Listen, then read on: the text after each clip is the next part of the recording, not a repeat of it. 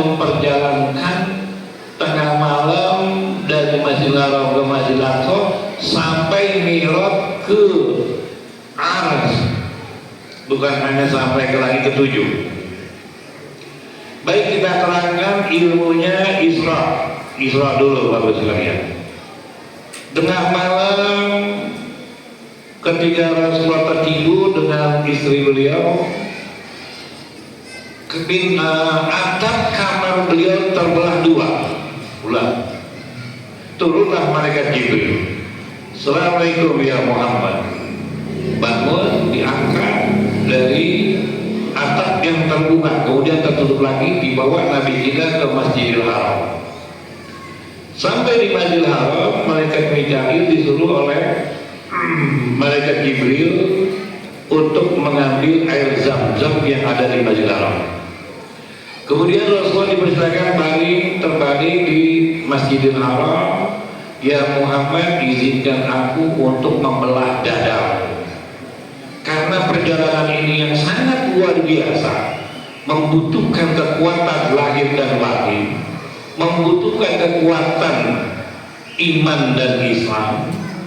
Kalau Apollo saja Bapak-Ibu sekalian nembus ke atmosfer sana, banyak yang meledak, terbakar, maka apalagi manusia.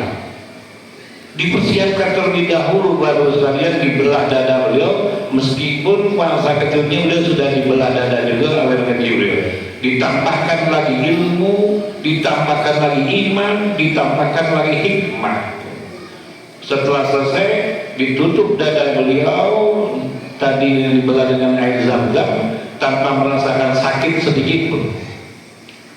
Kemudian Rasulullah digandeng tangannya oleh malaikat Jibril ke sumber air Zam-Zam.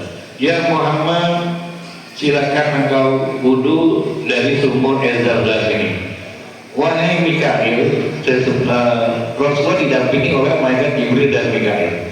Kata malaikat Jibril, wahai Mikail, coba tolong tuangkan air telaga Kautsar yang dari surga kamu bawa, campur ke air di sumur Zam-Zam. Setelah dituangkan dicampur, kemudian Rasulullah dipersilakan berwudu. Setelah berwudu barulah naik buruk kendaraan. Buruk ini besarnya lebih besar sedikit dari keledai, lebih kecil dari bigol. Bigol ini peranakan antara kuda dengan campuran kuda dengan keledai. Lebih besar dari keledai, lebih kecil dari bigol. Cerita ini Bapak Ibu sekalian, nanti ilmu yang langka ini panjenengan ceritakan ke anak cucu. Butuh kita sejarah, jangan dihilangkan sejarah kita. Kalau ini hilang, lama-lama bahaya buat kita. Masjid ini tidak akan lagi mengadakan Isra Mi'raj, karena kata orang Islam nanti, untuk apa Islam tidak ada buktinya, tidak ada sejarahnya. Maka saya sampaikan malam ini dari berbagai kitab-kitab ulama-ulama, wali-wali dunia, kutub-kutub dunia. Selesai itu Rasulullah menaiki buruk bersamaan dengan malaikat Jibril. Beliau duduk di belakangnya menurut hadis Sahih Imam Bukhari. Terbang, karena Asra kan memperjalankan Allah dengan buruk, gitu. Sampai di tidak lama terbang beliau turun, berhenti buruk pertama kali. Kata malaikat Jibril, ini berhentinya di tempat tanah yang indah, luar biasa subur, banyak kebun-kebun kurma. Dulu namanya Yasrib, sekarang namanya kota Madinah. Pertama kali buruk berhenti di kota Madinah. Kata malaikat Jibril, ya Muhammad, silakan engkau sholat 2 rakaat di sini, karena tempat ini nanti akan menjadi tempat hijrahmu. Tempat ini akan menjadi tempat tinggalmu, dan tempat ini juga akan menjadi tempat kuburmu. Selesai Rasulullah sholat 2 rakaat, terbang lagi.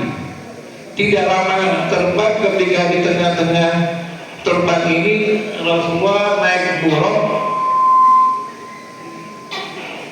melihat di bawah ada kuburan orang penghuni kuburan sedang berdiri. Bertanya Rasulullah kepada malaikat Jibril, ya Jibril sahabatku, ya Muhammad, ada apa? Itu siapa ya yang berdiri di kuburan? Oh, itu Nabi Musa alaihi salam, yang kalau tidak salah kuburannya ada di pegunungan atau bukit kecil Nebo namanya, antara kota Jericho dan Yerusalem. Nabi Musa yang meninggal ratusan tahun yang lalu di makam sedang berdiri mengerjakan sholat. Ini peristiwa ini diriwayatkan oleh 40 orang sahabat. Ulama-ulama hadis kalah semua dengan mutawatirnya hadis ini, diriwayatkan oleh 40 sahabat. Selesai melihat itu terus berjalan, terbang terus, berhenti. Yang buruk nggak berhenti. Tak begitu berhenti di tempat Bukit Tursina namanya. Kata Jibril, ya Muhammad, tolong kalian sholat lagi 2 rakaat di sini. Kenapa ya Jibril? Disinilah dulu Nabi Musa bertemu dengan Allah Subhanahu wa Ta'ala, di belakang cahaya hijab. Dan ini pun sempat pingsan pertama kali ketemu. Beda dengan Rasulullah. Setelah saya sholat di Bukit Tursina, jangan lagi terbang, berhenti lagi yang ketiga kalinya buruk ini di Bethlehem atau Baitul Lahmi. Ya Muhammad, silakan kau sholat 2 rakaat. Di sini tempat apa ya Jibril? Di sini dulu tempatnya Nabi Isa dilahirkan.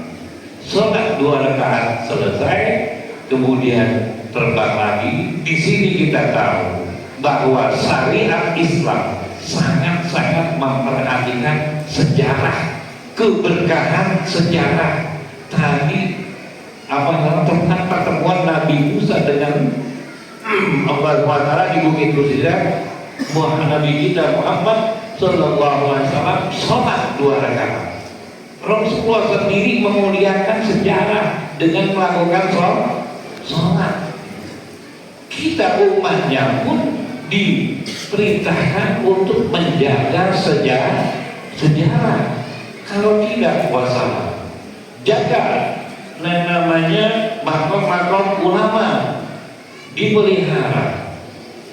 Jaga masjid ini jangan diganti dengan museum.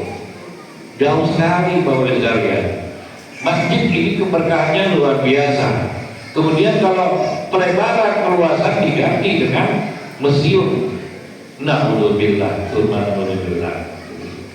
Bapak Ibu sekalian melihat sekarang ada malaikat di samping kiri kanan? Tidak. Tapi yakinkah ada malaikat malam ini di sini? Ammahumullah, yang sebelumnya hafat al-malaikat. Para malaikat membentangkan sayap-sayapnya untuk orang-orang yang sedang mengaji seperti ini, yang sedang menuntut ilmu. Maka saya tidak bisa melucu Bapak sekalian, saya sampaikan ilmunya agar kita semua mendapat rahmat dari Allah Subhanahu wa Ta'ala. Hafatil malaikat membentangkan sayap-sayapnya semua menaungi, dikelilingi semua oleh para malaikat, yang kecil maupun yang tua, yang tidur maupun yang terjaga. Wa Allah birrahmah, dan Allah meliputi seluruhnya yang ada di luar maupun di dalam ini dengan rahmatnya Allah Subhanahu wa Ta'ala.